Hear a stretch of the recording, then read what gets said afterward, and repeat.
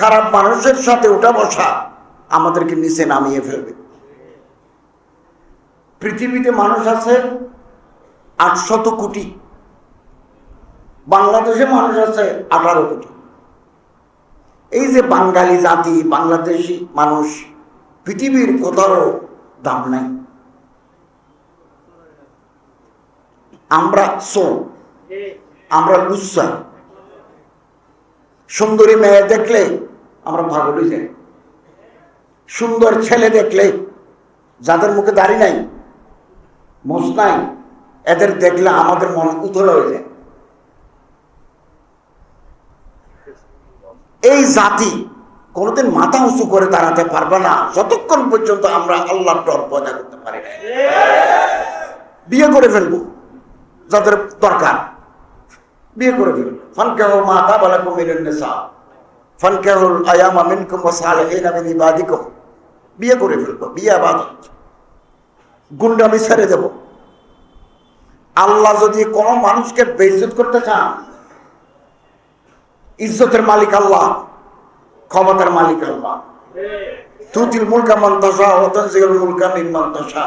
আল্লাহ ইচ্ছা করলে মানুষকে ক্ষমতা দেন, ইচ্ছা করলে ক্ষমতা কেড়ে নেন। ইজ্জতের মালিক, বেইজ্জতের মালিক আল্লাহ। সম্মানিত হাজরিন, আল্লাহ যদি কোনো বান্দাকে বেইজ্জত করতে চান, তাহলে সুন্দর ছেলে, নাবালক ছেলের পিছনে লাগাই দেন। খবরদার, খবরদার। ইজ্জত জোগাড় করতে 60 বছর লাগে, 70 বছর লাগে। ইজ্জত শেষ করতে 1 ঘন্টা লাগে। কম বয়সী ছেলে নি ঘুরেফেরা করবো না। কম বয়সী ছেলে নি চায়ের দোকানে চা খাবো। ইমাম আহমদ বিন হাম্বল রাহমাতুল্লাহ দরবারে এক মানুষ কিছু মাসালা মাসাইল জিজ্ঞাসা করতে গেলেন। এরপরে উনি চলে আসতেছেন। জামানার ইমাম আহমদ বিন হাম্বল রাহমাতুল্লাহ বললেন, ভাই তুমি যদি আবার আমার কাছে আসো, তোমার ব্যাগ নিয়ে যে কম বয়সী ছেলে আসছে তাকে আনবে না।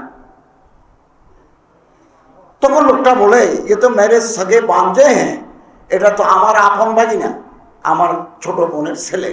অত বাদ সহি, তুমি পাক দাম, কথা সত্য, তুমিও নেককার বান্দা, মানুষ তোমারে সন্দেহ করে। আমাদের শরম থাকা উচিত, লজ্জা থাকা উচিত আমাদের। এগুলো সমাজের দুষ্ট ব্যক্তি, মৌলবী হলেও দুষ্ট, মাস্টার হলেও দুষ্ট। ভালো হয়ে যাব। হাদিস শরীফে আছে, ইয়াকুম লা তানজুরু ইলা আওলাদিল মুলুক।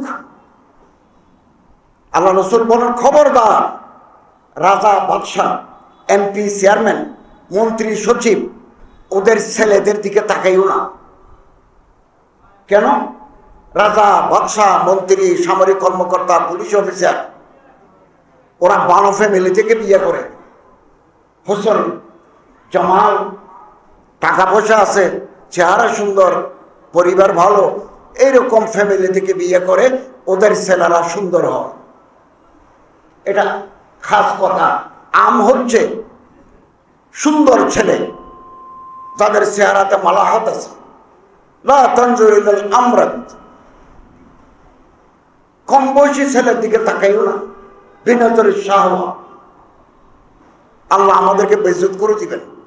আল্লাহ যদি কোনো মানুষকে ইজ্জত দিতে চান, পৃথিবীর সব মানুষ বিরোধিতা করেও তারা নিচে নামাতে পারবে না।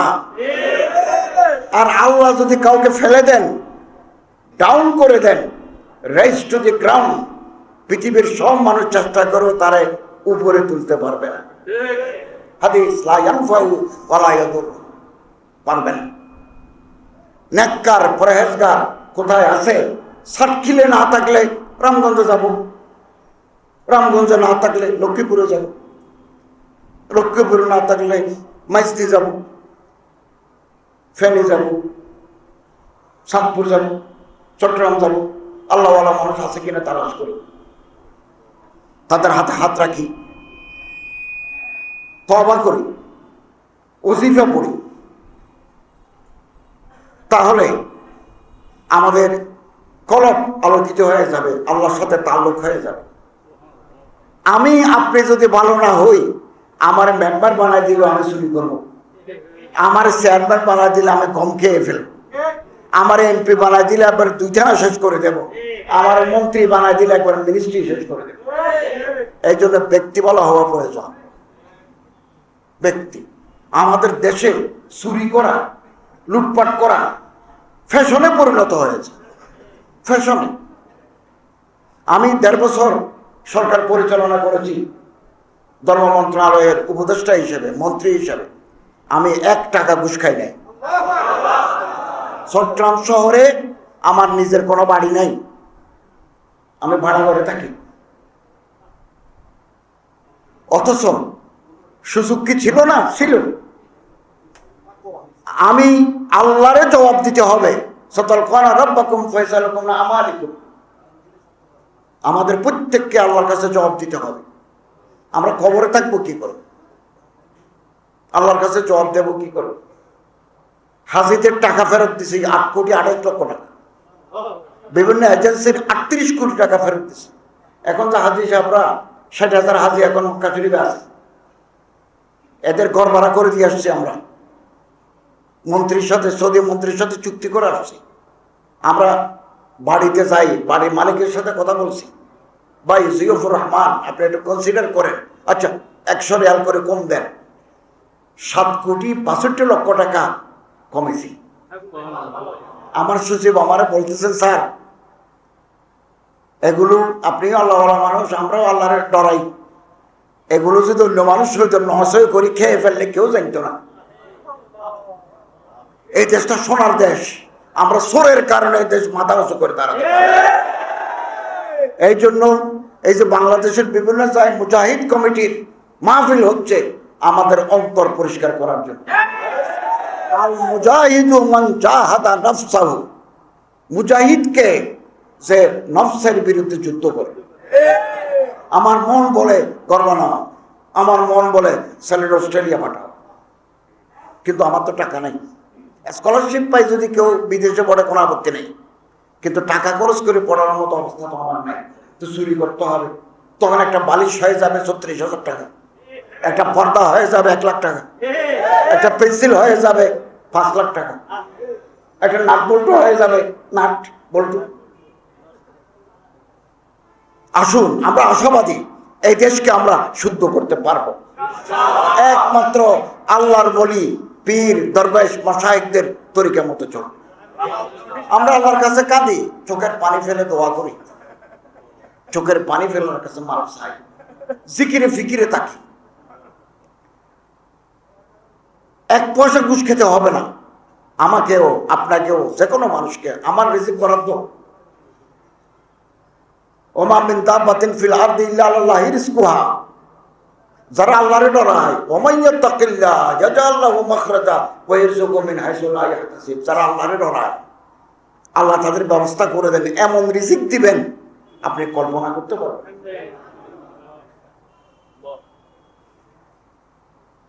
ফেব্রুয়ারি 17 তারিখে আমরা দায়িত্ব বুঝে দিছি। এরপরে তো আমরা সিভিলিয়ান, সাধারণ মানুষ, আমাদের সাথে আর পুলিশ নেই, এসপির লোক নাই।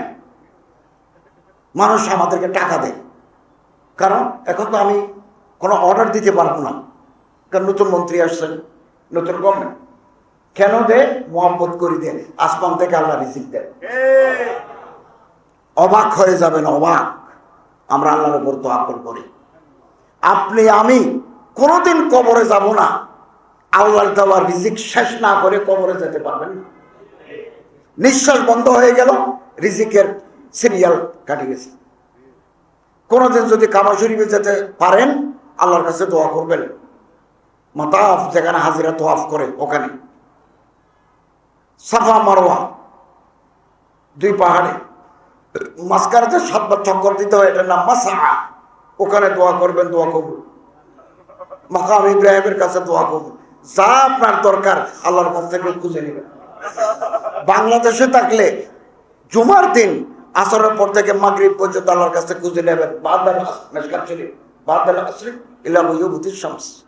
আসরের পর থেকে মাগরিব পর্যন্ত শেষটাতে আল্লাহর কাছ থেকে খুঁজে নেবেন। আল্লাহ বলেন, কোন বান্দা যখন আমার কাছে চায়, কাঁদে, চোখের পানি ফেলে, আমার রহমতের দরিয়া ঢেউ ওঠে। আমরা কেন আল্লাহর কাছে চাচ্ছি না? আমরা কেন ঘুষ খাচ্ছি? মেয়ে দেখলে কেন পাগল হই? ছেলে দেখলে কেন উতলা হই? What is this? এটা কি? ভালো হয়ে যাবো, সাতক্ষীরার মানুষ প্রথম ভালো হয়ে যাবে, তারপরে রামগঞ্জ, পদ্মবাজার, এই সেই আশেপাশে যত আছে সব ভালো হয়ে যাবে, এরপরে চট্টগ্রাম থেকে শুরু করে রংপুর পর্যন্ত ভালো হয়ে যাবে। হামে কিলাহি চলাতা জানেবে মঞ্জিল, মগর লোক আতে গিয়ে কাফেলা বনতা গেয়া। একজন করে যাইতে যেতে কাফেলা হয়ে গেছে। আল্লাহর বলি দরবেশ যারা শেষটাতে কাঁদে, তারা তাদের তালাশ করুন, তাদের হাতে হাত রাখেন, মাফ চাই আল্লাহর কাছে, গুনাহ মাফ চাই। আল্লাহ তাআলা আমাদের তৌফিক দান করুন। এই আমাদের পূর্ব দিকে অনেক দেশ আছে, কম্বোডিয়া, ভিয়েতনাম, কোরিয়া, দক্ষিণ কোরিয়া, উত্তর কোরিয়া, জাপান, তারপরে ইন্দোনেশিয়া, মালয়েশিয়া, হংকং, আরো অনেক দেশ আছে। একেবারে চীন, আমি চীন গেছি, মঙ্গোলিয়া, এই যে ইস্টার্ন বেল্ট, এরা মুসলমান না। ইন্দোনেশিয়া, মালয়েশিয়া মুসলমানের দেশ, বাকিগুলো অন্য জাতি। আমি গত বছর 2 বার গেছি থাইল্যান্ডে চিকিৎসা করার জন্য। রাত 8টার পরে, 9টার পরে রাস্তাঘাটে গাড়ি ঘোড়া নাই, কমে যায়, দোকানপাট বন্ধ, হাসপাতাল খোলা, ওষুধের দোকান খোলা, রেস্টুরেন্ট খোলা, বাকিগুলো বন্ধ। মানুষ ঘুমাবার জন্য চলে গেছে। রাত হচ্ছে ঘুমানোর সময়, দিন হচ্ছে কাজের সময়। যেহেতু আমি সরকারের মন্ত্রী, অ্যাম্বাসেডর আমাকে ব্যাংকক এয়ারপোর্টে রিসিভ করতে আসছেন। একজন ফার্স্ট সেক্রেটারি গাড়ি নিয়ে আমার হসপিটালে নিয়ে গেছেন। উনি আমারে বলতেছেন, স্যার ফজর হওয়ার আগে এখানে বাজার বসেন, এই খোলা জায়গায় শাক সবজি মাছ মাংস এগুলো আসে, দিনের 9টায় শেষ, সকালবেলায় বাজার। রসুলের হাদিস, আল্লাহুম্মা বারিক আলা উম্মতি ফি বুকুরিহা, খোদা আমার উম্মতের মধ্যে যারা সকালবেলা কাজে যায়, কাজে লাগি যায়, তাদের জীবন বরকতময় করো। আমরা তো ঘুমি, আমাদের 8টায় ঘুম, 9টায় ঘুম, তো রহমত আসবে কোত্থেকে? কোত্থেকে রহমত আসবে?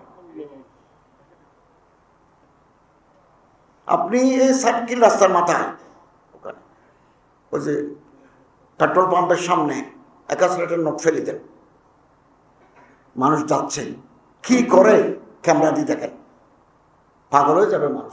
মানে নেওয়ার পরে পকেটের ভিতরে ঢুকে দেবে। এটা হুজুরও নেবে, মুজুরও নেবে, ম্যানেজারও নেবে, প্রফেসরও নেবে, সিএনজিও নেবে, টমটমওয়ালাও নেবে। এটা কিয়ামতের লক্ষণ। এমন এক জমানা আসবে, মানুষ পকেটের ভিতর পয়সা নেবে, শ্বাস পড়তাল করবেন। কিন্তু পৃথিবীর বহু দেশ আছে তাদের হাসিল ভালো, ডেনমার্ক, সুইজারল্যান্ড, সুইডেন, নরওয়ে, জেলখানা নেই। আমাদের জেলখানায় থাকার জায়গা নেই। আমি জেলখানাতে 13,000 ধর্মীয় কিতাব দিছি, 13,000। ঢাকার কেরানীগঞ্জ কারাগারের ভিতরে হেফজখানা চালু করছে। ওই হাফেজও আসামি, যারা ছাত্র হেফজ করে তারাও আসামি। টাকা দিছি ওখানে, বিভিন্ন জেলখানায় টাকা দিছি।